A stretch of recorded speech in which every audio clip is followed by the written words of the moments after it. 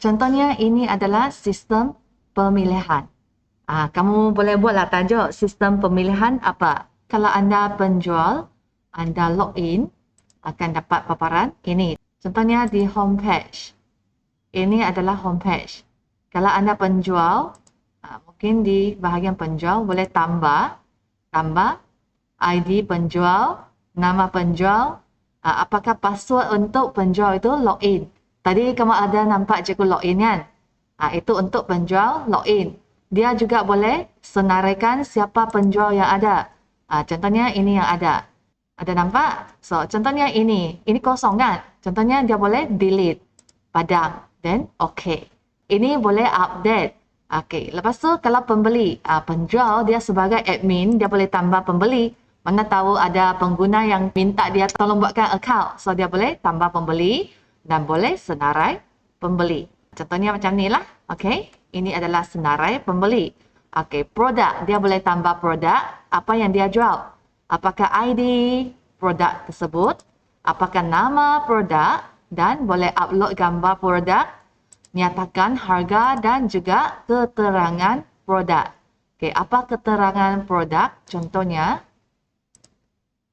Anda tengok di sini. Okey, kalau anda login sebagai pengguna atau pembeli. Kalau login sebagai pembeli, login, ini dia.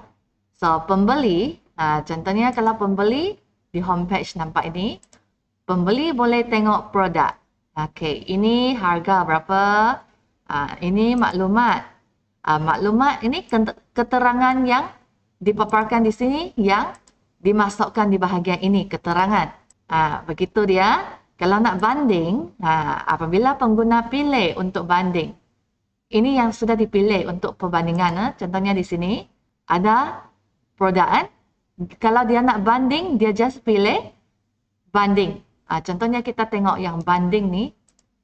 Apa yang ada di banding? Contohnya dia nak banding lagi. Apa yang tak ada? Ini contohnya. So, dia kliklah banding. Oh, 3 sahaja. Tak boleh lebih 3. So dia mungkin perlu delete salah satu. Contohnya dia delete ni. Okey, sudah. So dia pun pergi pilihlah ini. Sudah. So, kalau dia sudah tambah, ini ada pop up message kata item berjaya ditambah. So dia klik OK. Apabila sudah klik OK, boleh tengok di sini, tak ada kan? So, klik lagi banding. Okey, sudah update. Ini yang sudah dipilih tadi, betul tak? Inilah yang dibanding. Kalau kamu sudah tidak mahu yang dibandingkan itu, kamu boleh klik ini, maka akan dibuang daripada senarai. Ini adalah logout. Jadi paparan pengguna anda ada home. Contohnya, dia boleh tengok paparan produk. Dari paparan produk, dia boleh klik maklumat. Untuk masuk paparan, tengok apakah penerangan tentang suatu produk tersebut. So, ni maklumat. So, macam ni lah. Ada gambar, ada nama, ada harga, ada keterangan. Okey, ID produk. Macam tu. So, inilah banding. Banding ialah ada ID, ada nama, ada gambar, ada keterangan, ada harga. Dia sama saja seperti senarai maklumat produk. Cuma dia letak yang tadi dia letak menegak kan. Sekarang dia letak melintang untuk dia bandingkan antara 3 produk. Nampak tak? Lebih kurang macam ni gambaran untuk kamu buat sistem pemilihan. Ini ialah bahagian pengguna. Pengguna dia hanya tengok untuk banding kan. Untuk bahagian ni anda tidak perlu buat sampai membeli. Kamu hanya perlu buat boleh compare saja. Tidak perlu buat dari banding kemudian dia beli. Belum kan? Yang ini kalau admin boleh tambah, boleh senarai, boleh update, boleh delete. Okay? Produk boleh tambah, dia boleh senarai produk. Okay, kalau dia klik info akan masuk paparan maklumat lah kan. So, ini ialah untuk kemas kini. Kalau update akan kemas kini.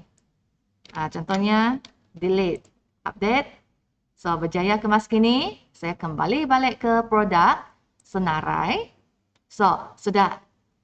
Kalau saya buang, adakah anda ingin padam? Okay. So, import. Apa yang import di sini? Contohnya dia boleh import senarai pembeli, boleh import senarai penjual. melalui file. Yang ini akan diajar kemudian lah. Okey, yang ini ialah logout. So, macam mana kamu nak lukis paparan? Kalau nak lukis paparan, pertama anda tengok semua paparan ni. Apa yang ada di sini? Konsistensi. Betul tak? Ini adalah banner. Banner ada tukar tempat? Banner tidak tukar tempat, betul tak? Butang ada tukar tempat? Tidak. Butang itu fix tempat duduknya dari awal sampai akhir. Nampak tak? Contohnya ini ialah dia punya gambar raja ke logo contohnya. Ini ialah logo. Adakah logo itu tukar tempat dengan sukati? Sekejap sini, sekejap sana, sekejap besar, sekejap kecil. Tidak kan? Kalau anda nak melakar laman web, pertama anda perlu ada konsistensi. So, ada bahagian yang perlu duduk di bahagian yang tetap. Contohnya banner, kamu punya butang navigasi perlu berada di tempat yang tetap. Dan susunannya kena logik dan selesa diguna. Lepas tu, kalau dia semua black and white sahaja, menarik tak? Tidak menarik. Kalau semua black and white, tidak menarik. Jadi dia ada gambar, ada warna, ada ton warna. Warna itu janganlah sampai rojak dan tidak harmoni, betul tak? Kalau background yang gelap, tulisan mesti cerah. Apabila anda point ke bahagian ini, dia ada tukar warna contohnya macam ni. So orang tahu, saya sudah pilih bahagian ni, saya sudah select sini. Lepas tu ada fungsi carian. Ada fungsi carian. Kalau kamu ada masa, butang-butang ini pun kamu boleh tambahkan gambar raja, buatkan butang ini lebih menarik macam ni. Maklumat, ada simbol ni I. Information I. Okay, banding. Kalau kamu nak delete atau update dan sebagainya, boleh gunakan simbol daripada guna tulisan kan, betul? Ini lebih pendek daripada kamu tulis delete yang panjang kan. Dan tengok saja kamu tahu ini, kamu tak mau pangkal delete. Ini ada 2 tips. Apabila anda tunjuk ada 2 tips, bagi tahu, ini fungsi delete. Ini ialah fungsi update. Senang kan? Macam ni lebih menarik. Kalau tulisan sahaja, nampak macam bosan sikit kan? Okay, ada lagi cetak. Kalau dia tidak mau tengok di sana saja, dia mau cetak keluar, boleh kan? So, ada fungsi cetak. Cetak tu tak boleh guna yang macam ni print, tidak boleh. Mesti ada butang cetak dan butang itu boleh berfungsi. Begitulah. Okay. So, ada sikit gambaran tentang sistem kamu. Jadi, kita boleh buat paparan dulu. Kalau ini adalah fasa 2.1, mungkin bawah sini anda letak 2.1. Okay, 2.1.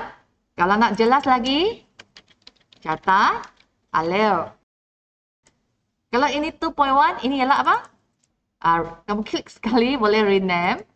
Fasa 2, letaklah nama kamu. Okay, rename. Sudah. Okay, fasa 2 dan nama kamu. Okay, sudah rename.